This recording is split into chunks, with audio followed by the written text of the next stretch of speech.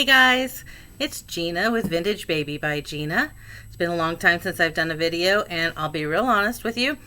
The video that I'm doing today, I've already done, and I did it on my phone, and the files got corrupted, so we're starting fresh.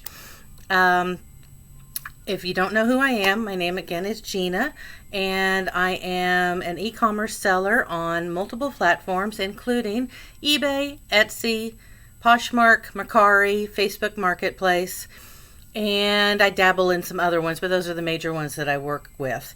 The name across the board is Vintage Baby by Gina. If you want to check me out, that'd be great.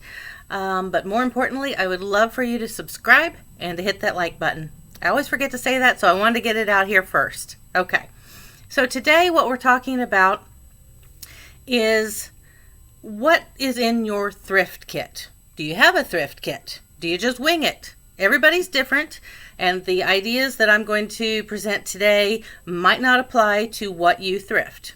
I'm going to say that right now. And I may forget some things. If you have something that you don't leave the house without when you're thrifting, put it in the comments below, and we'll get a nice little dialogue going. But anyhow, I wanted to talk about what I put in my thrift kit. Now, this is my thrift kit. It is a crossbody bag that I can put on when I'm walking into a thrift store or garage sales, things like that. I've got everything I need right there, or hopefully everything I need. There are certain instances where I'm not prepared. Nobody's perfect. But really, I've got the best chance of purchasing something that I can flip for a profit, and not something that I'm going to end up just redonating to the thrift store a few months down the road.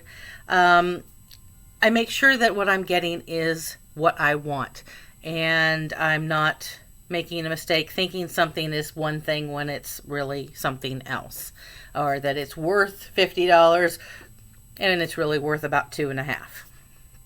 So anyhow, these are the things that I carry with me all the time. We're going to start off with the simple things. A tape measure. Trust me, there have been plenty of times where I have been very thankful that I've had one of these. Not just for thrifting. If you're looking for something to place in your own home or your office, and you know the area that you've got to place that item, a shelving unit or something like that, tape measure. Very handy. The next thing that I would always suggest that you have if you are a reseller or buyer of jewelry is a jeweler's loop. I got this off of eBay or Amazon, I'm not sure. Very inexpensive.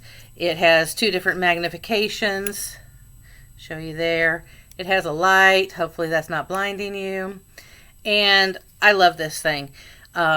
I use it to identify, of course, a maker's mark on a piece of jewelry, or to look at the stones a little closer, see if I can tell if they're real or not. I'm still learning on that. But I also use it on other items if I'm trying to read a maker's mark or trying to read some little detail. It's wonderful for that. The next thing that, again, this may not be something that you would need, but it is definitely something that I need because I sell a lot of vintage items. And one of my true loves of the vintage items that I sell is uranium glass. So I always carry with me a blacklight flashlight. I've got a number of them, but this is the one I keep in my kit at all times. I have another one here. I purchased this, I believe, at Walmart. It was like $10. And, this is going to blind you, sorry. Woo. But it's wonderful for seeing if things are uranium or Vaseline glass. Can't leave home without that. Also, you want to make sure, again, going back to the jewelry, but also can be used for hard goods, is a nice, strong magnet. This one's on a key ring. I don't use it in that way. I just keep it in my bag. But it is a nice, strong magnet so that you can tell the metal of the item that you're looking at, or at least narrow it down. Next thing, and maybe it's old school. I'm old, but I don't go anywhere without a notebook. Things that I might see that I'm curious about, but I don't want to purchase quite yet, I can write stuff down or take a picture of it, anything like that. But I keep this. I also keep a list of things I'm looking for. If some of my clients have specifically asked for a certain item, I keep it in this notebook. And when I run across it, I know exactly who I need to contact and say, hey, I've got this. Would you like to buy it from me? Another thing that I keep on hand in my bag, and I've got a hole in the bag. So we're going to throw that away, and I'll replace the bag in a minute. But batteries. Nothing worse than getting a hold of some great item that you'd love to buy, but doesn't work. This is especially at like garage sales, things like that, where you pick up, let's say, a vintage cassette player, portable cassette player. They sell. They sell well, some models especially. But do you want to spend the money on it and then come home, find out it doesn't work? Keep different size batteries in your kit at all times, and then you can check the item before you buy it. Not necessarily for thrifting as much as for any time you're out and about. Sanitizing wipes. Keep those, or some, oh my gosh, I'm forgetting what it's called. And we've all used plenty of it this past year. The gel. Oh my gosh, the name just disappeared from me. But hand sanitizer. There we go. Whew, finally got that out. So things like that you want to clean up after you've been digging through some grungy items, especially at the bins. And at the bins, the Goodwill bins, things like that, any of the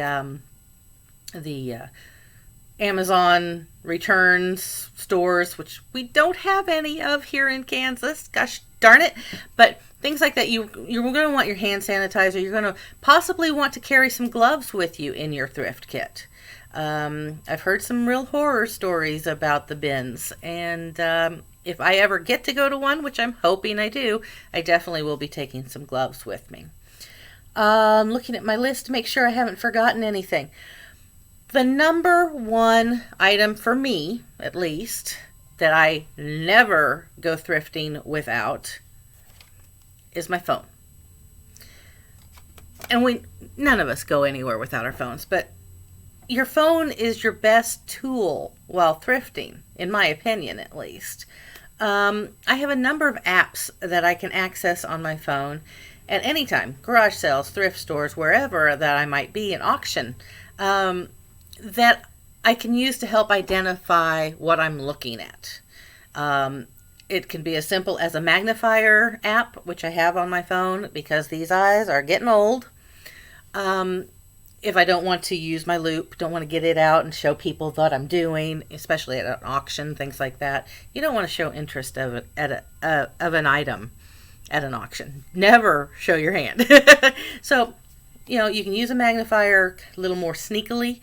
Google Lens, that has helped me immensely over the years. And of course your eBay app for checking comps. Etsy app too. I mean, any of the platforms you can check comps that way. But these are the things that I always have with me. If I don't have with me, I'm kicking myself all the way home because I know I've left something at the store that I probably should have grabbed and would have grabbed had I been able to investigate it a little more fully. So anyhow, these are the things that I take with me. What do you take with you when you go thrifting? Let me know down below, tongue twister there, and let's get a dialogue going about that. That is all I have for you today. I wanted to say howdy because it has been a while. I also want to say hi to my new subscribers. You guys rock. Thank you so much for subscribing to me. Anyhow, if you haven't subscribed, subscribe, hit that like button, and we'll get back with you soon with another video. Thank you. Bye-bye. Happy shopping.